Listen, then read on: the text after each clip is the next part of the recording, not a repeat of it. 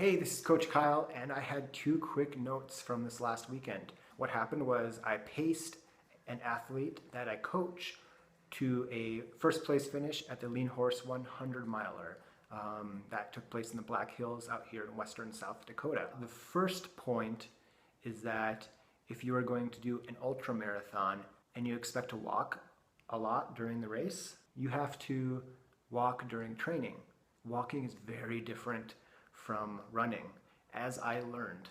Point number two is that he ran pretty much the first 90 miles, and I joined him running at mile 80. So I crewed up until 80, I ran from 80 to mile 90, and by then we had a pretty good cushion on second place, so we decided to pretty much walk the last 10 miles. That was safer than running and risking, severe cramping or an injury or, something happening in the dark where he trips or something.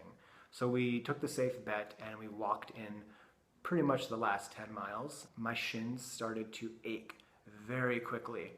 I'm not used to walking that far. My shins really started to feel it from that long stride, that hard heel strike. And then when we would do short running breaks from the walking, my shins were totally fine.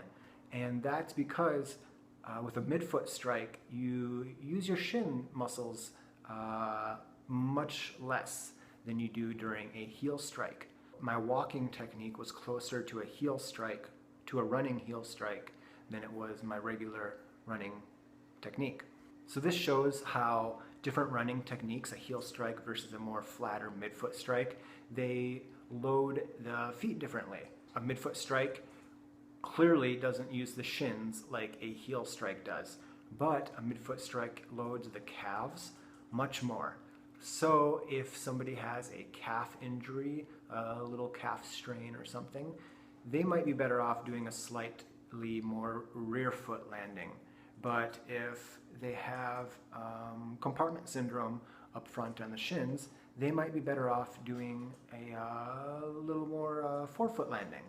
So there's no better or worse running technique. You just need to take into consideration your own personal needs and figure out which technique works best for you. And that could change based on the week, could change based on the run or your shoes, your fatigue level, etc. So you just need to be mindful of these and consider what's best for you. If you have any questions or comments, you can hit me up online or comment below. Bye.